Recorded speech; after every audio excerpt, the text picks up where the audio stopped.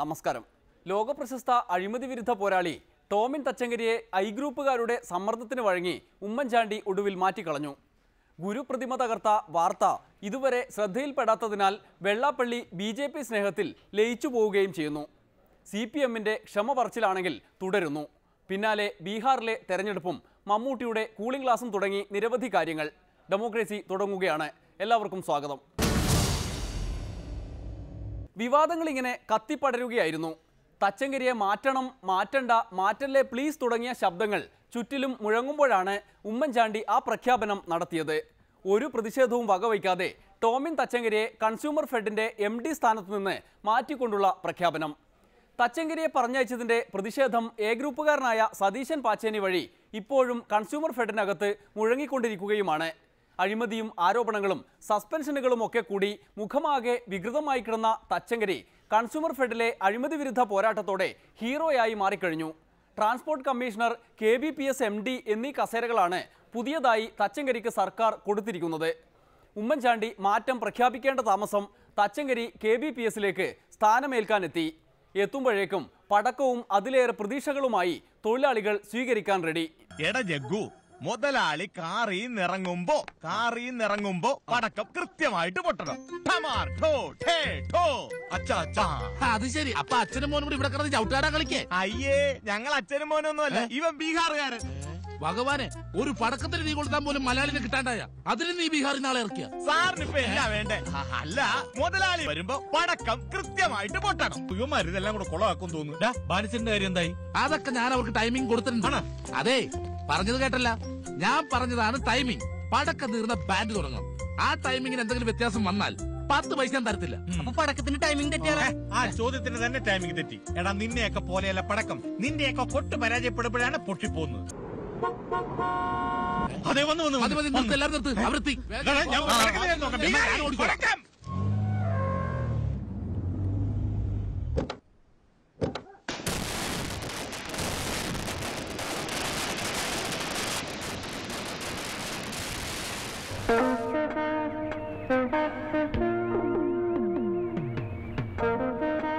എടാ, നമ്മുടെ നന്ദുവിലേടാ അത്? അതേടാ നന്ദു. എന്താ വിശ്വാസം വരുന്നില്ല?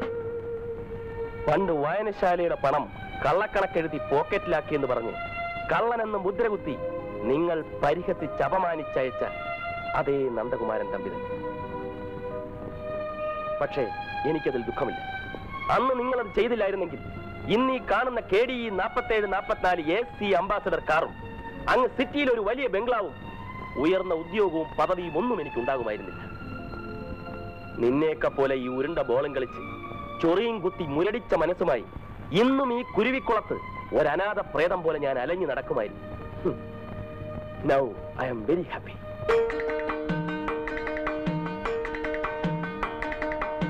ഒരിക്കലും ഭയപ്പെടുക. നിങ്ങൾ എന്നെയും ഭയപ്പെടുക. നിങ്ങൾ നിങ്ങളുടെ സഹപ്രവർത്തകരോടുള്ള അല്ലെങ്കിൽ മറ്റൊരു ലീഡേഴ്സിനെയും ഭയപ്പെടേണ്ട ആവശ്യമില്ല. ഭയം ആണ് പലപ്പോഴും പല കാര്യങ്ങളും പറയാൻ പഠിക്കുന്നത്. അപ്പോൾ നിർഭയരായിരിക്കുക എന്നുള്ളത് വലിയൊരു കാര്യമാണ്. ഞാൻ കൺസ്യൂമർ ഫെഡിലും മാർക്കറ്റ് ഫെഡിലും പറയുന്ന ഒരു കാര്യമാണ്. നിങ്ങൾ ഭയചകിതനായിരിക്കുന്നതാണ് ഈ സ്ഥാപനത്തിന്റെ. അവർക്ക് പേടിയാണ് എന്തെങ്കിലും പറഞ്ഞാൽ അവരെ ട്രാൻസ്ഫർ ചെയ്യും. പക്ഷേ ഇവിടുത്തെ കേസിൽ ആ പ്രശ്നം വരുന്നില്ല. കാരണം ട്രാൻസ്ഫർ ചെയ്യാൻ വേറെ സ്ഥലമില്ല. എല്ലാവരും കാക്കനാട് യൂണിറ്റ് മാത്രമേ ഉള്ളൂ. പക്ഷെ മിഷനിൽ നിന്ന് മിഷനിലേക്ക്, അല്ലെങ്കിൽ എളുപ്പമുള്ള ജോലിയിൽ നിന്ന് ദുർഘടമായ ജോലിയിലേക്ക്. അപ്പൊ അങ്ങനെയുള്ള മാറ്റങ്ങൾ ഉണ്ടാകാൻ പാടില്ല. പിന്നെ ഇടയ്ക്കിടയ്ക്കൊക്കെ ഇന്നോവേറ്റീവായിട്ട് ചിന്തിക്കുക. എന്തെങ്കിലും പുതുമയായിട്ട് ചിന്തിക്കുക. ഒരു പക്ഷേ ഈ സ്റ്റേറ്റ് ഇവിടെ ആയിരുന്നാലും അവിടെ ആയാലും ആ രണ്ട് തൂണ് നിൽക്കുന്നു, അല്ലെങ്കിൽ അത് പുറകോട്ടായാലും ഈ ലൈറ്റുകൾക്ക് മുകളിൽ ഇത് അങ്ങനെ ഓരോ സമയത്തും ഓരോ രീതിയിൽ പുതുമകൾ ചിന്തിക്കുക. അപ്പോൾ ഇനി മുതൽ KBPSലെ തൊഴിലാളികൾ പുതിയതും വ്യത്യസ്തതയുള്ളതുമായ കാര്യങ്ങൾ ആലോചിക്കുക. അബ്ദുറബ് പറഞ്ഞില്ലെങ്കിൽ പോലും പാഠപുസ്തകം പെട്ടെന്ന് അച്ചടിച്ചു കൊടുക്കുക. ഭാവിയിൽ തച്ചങ്കരിയെ സ്ഥാനം മാറ്റുമ്പോൾ പ്രതിഷേധിക്കുക തുടങ്ങിയ വ്യത്യസ്തതകൾ കൂടി അതിൽ ഉൾപ്പെടും. പണ്ടൊരിക്കൽ KBPSന്റെ MD ആയിരുന്നതിന്റെ ഓർമ്മ തച്ചങ്കരിക്കുണ്ട്. കൺസ്യൂമർ ഫെഡിലേതുപോലെ തൊഴിലാളികൾക്ക് എന്തു സഹായം വേണമെങ്കിലും ചെയ്തു കൊടുക്കുന്ന MD ആയിരിക്കുമത്രേ തച്ചങ്കരി. അതുകൊണ്ട് തന്നെ രണ്ടാം ഊഴത്തിൽ KBPSലേക്ക് വരുമ്പോൾ തൊഴിലാളികൾക്കും പ്രതീക്ഷകളേറെയാണ്. രണ്ടാം ഊഴം എപ്പോഴും വളരെ ബുദ്ധിമുട്ടുള്ള ഒരു ഊഴമാണ്. എനിക്കതറിയാം. എന്നിൽ ഒത്തിരി പ്രതീക്ഷകൾ നൽകുന്നു നിങ്ങൾ. അപ്പോൾ ആ പ്രതീക്ഷകൾക്കനുസരിച്ച് എനിക്ക് ഉയരാൻ കഴിഞ്ഞില്ലെങ്കിൽ അത് ഒരു ഫ്രിക്ഷന്, ഒരു കോമ്പറ്റീഷനുള്ള കാരണമാകും. പക്ഷെ ആദ്യമേ ഞാൻ നിങ്ങൾക്ക് പറയുന്നത് തുടക്കത്തിലുള്ള കുറച്ച് ദിവസങ്ങൾ കയ്പുനീര് മാത്രമേ നൽകാൻ കഴിയൂ. അതിൻ്റെ ഒരു ശൈലിയാണ്, മാനുഫാക്ചറിങ് ഡിഫക്റ്റാണ്. ആദ്യ കാലഘട്ടങ്ങളിൽ നിങ്ങൾ എന്നെ സഹിച്ചേ പറ്റൂ. ആ സഹനം പിന്നെ ഒരു സുഖമായി മാറും എന്നാ എനിക്ക് പറയാനുള്ളൂ. നമ്മളെ മൊലാലിന്റെ ഒരു കഷ്ടപ്പാട് കഴിഞ്ഞ പരിപാടി നഷ്ടല്ലേ മൊലാലി? എന്താ അല്ല, ഇവിടെ എല്ലാരും പറയുന്നുണ്ട് കാശൊന്നും തരാതെ മൊലാലിന്റെ ആന്മാര് പഠിച്ചിരുന്നു. വേദനയുള്ള പ്രസവത്തിനെ സുഖപ്രസവമാകുള്ളൂ. ഏതൊരു കാര്യത്തിനും ഒരു വേദനയോട് തുടങ്ങിയാൽ മാത്രമേ എന്ന് കരുതി ഭീകരമായി ഒന്നും ഉണ്ടാകുമെന്നല്ല പ്രതീക്ഷിക്കുന്നത്. പക്ഷെ ജോലി ചെയ്യണം.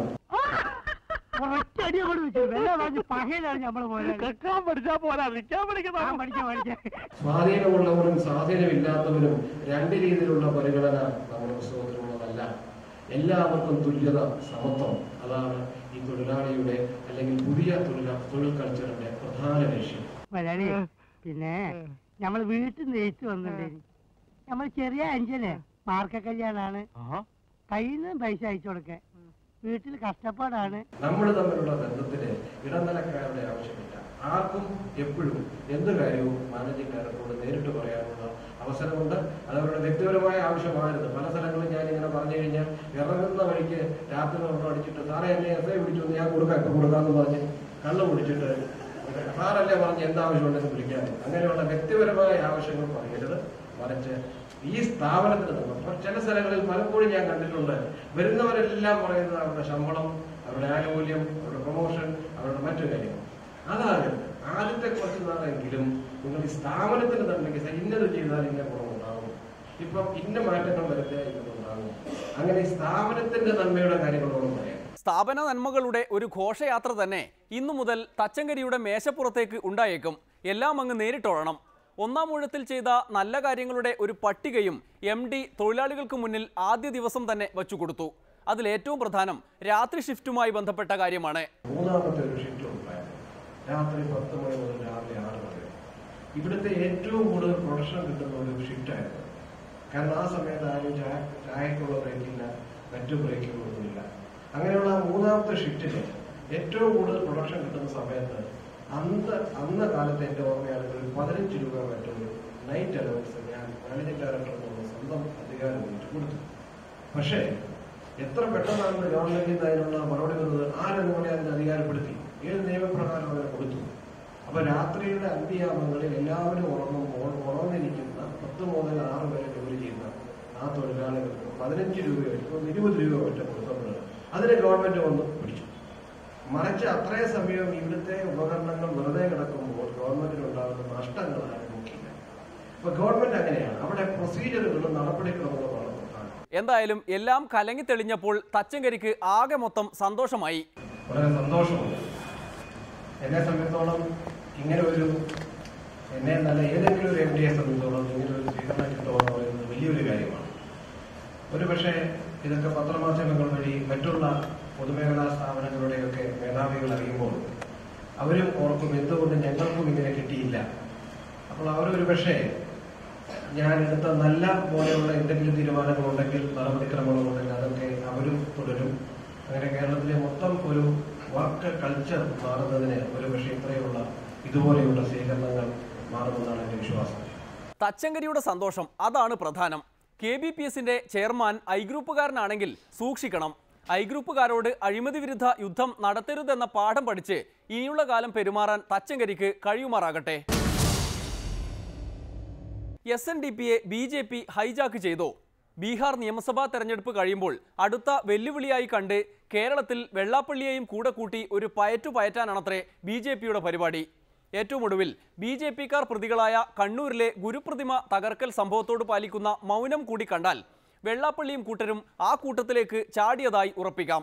ശ്രീനാരായണ ഗുരുവാണോ എന്നതിനപ്പുറം ഇനിയുള്ള കാലത്ത് പ്രതിമ തകർക്കുന്ന ആളുകളെ നോക്കിയാകും SNDP പ്രതിഷേധിക്കുക. അങ്ങനെ നോക്കിയാണ് ശ്രീനാരായണ ഗുരുവിനെ അപമാനിച്ചു എന്നും പറഞ്ഞ് കണ്ണൂരിലെ ടാബ്ലോയും പൊക്കിപ്പിടിച്ച് SNDP പ്രതിഷേധത്തിന് ഇറങ്ങിയത്. പ്രതിഷേധ സമരത്തിലും അതിൻ്റെ പേരിൽ നടന്ന ആക്രമണങ്ങളിലും നിറയെ BJPക്കാർ ആയിരുന്നുവെന്ന് ചിലരൊക്കെ പറഞ്ഞുവെങ്കിലും വെള്ളാപ്പള്ളി സമ്മതിച്ചു കൊടുത്തിട്ടില്ല. എന്നാൽ ദില്ലിയിൽ നടന്ന പ്രതിഷേധത്തിലെ മുദ്രാവാക്യം തന്നെ കേട്ടുനോക്കുക.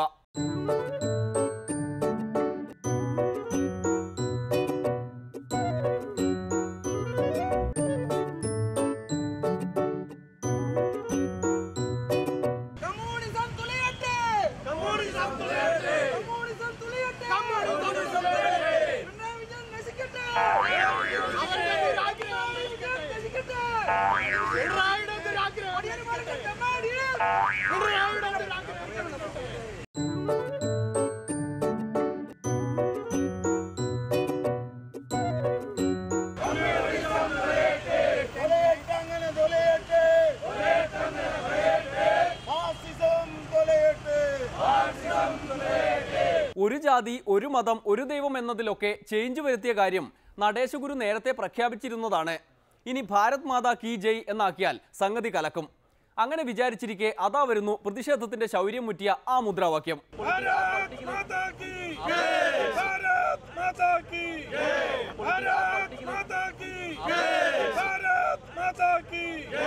हिंदू हेल्पलाइन विश्व हिंदू परिषद का एक हिस्सा है.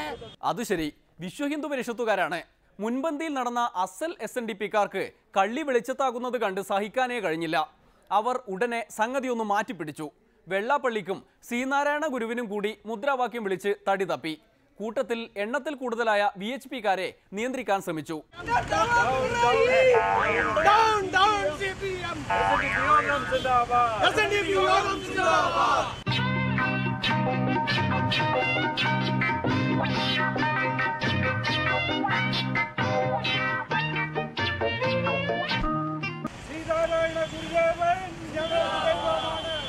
ശ്രീനാരായണ ഗുരുവിനെ വച്ച് ഒരു മുദ്രാവാക്യം നേരാം വണ്ണം വിളിക്കാൻ കഴിയുന്നില്ല.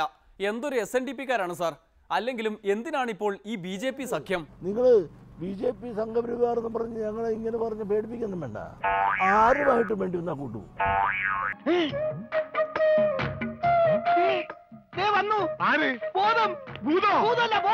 ഇങ്ങനെ പോയാൽ ഞങ്ങളെ അതാക്കി പണ്ട് ഞങ്ങളെന്നെ കമ്മ്യൂണിസ്റ്റ് ആക്കി എന്ന് പറഞ്ഞാൽ അതുപോലെ നാളെ ഞങ്ങളെ BJP ആക്കി എന്ന് പറഞ്ഞാലും BJP ആയാലും ഇപ്പൊ എന്താ കുഴപ്പം?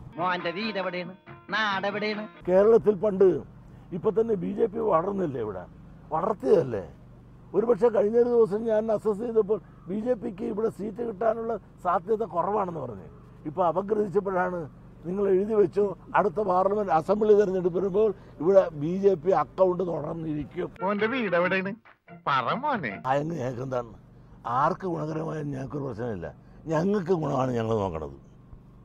അതിപ്പോൾ ആർക്ക് ഗുണമായി വരുന്നു എന്നുള്ളതല്ല, ഞങ്ങൾക്ക് ഗുണകരമായി വരുന്ന ഇപ്പം ഞങ്ങൾക്കാണെങ്കിൽ ഗുണകരമായി ആരും വരുന്നു അവരോട് എല്ലാം സഹകരിക്കും ഞങ്ങൾ. അതിന് ആരോടും ഒരു അയിത്തമില്ല. ഇനി BJPയോട് ഇവിടെ ആർക്ക് അയിത്തം? കാരണം ഇന്ത്യ ഭരിച്ചത് BJP ആണ്. ഞങ്ങൾ കാരണമാണോ? നീ ആരാണ്? എന്താണ്? ഊരും കൂടി എവിടെയാണ്? ഈ പിന്നെ BJPയെയും സംഘപരിവാറിനെ എതിർക്കുമ്പോൾ മദനിയുടെ പുറകെ പോയി എന്താണ്? ഇത്രയും വലിയ തീവ്രവാദികളൊന്നും അല്ലല്ല BJPക്കാര്. ഞങ്ങൾ പറയണത് മോൻ കേൾക്കണം. ഞങ്ങളെങ്ങനെ പോകണമെന്ന് ഞങ്ങൾ തീരുമാനിക്കേണ്ട ബോഡിയൊക്കെ കൂടുന്നുണ്ട് ഇവിടെ. അവർ തീരുമാനിക്കും, അതനുസരിച്ച് പോകും. അതിനെ തകർക്കാനോ തടുക്കാനോ സാധിക്കുന്നവർ ചെയ്യട്ടെ. അപ്പൊ മുതലാളിക്ക് ഇത്ര നേരമായിട്ട് മനസ്സിലായില്ലേ? ഇവൻ പൊട്ടനാണ് മുതലാളി. പറഞ്ഞു വരുമ്പോൾ വെള്ളാപ്പള്ളിയുടെ സംഘീ ബാന്ധവത്തെ നേരിടാൻ പാർട്ടിക്ക് എന്തോ ഒരു ചങ്കുറപ്പില്ലായ്മയുണ്ടോ? ഒരു ടാബ്ലോയ് ഉണ്ടാക്കിയ പുകിലുകൾ ഇപ്പോഴും പാർട്ടിയെ വേട്ടയാടുകയാണ്.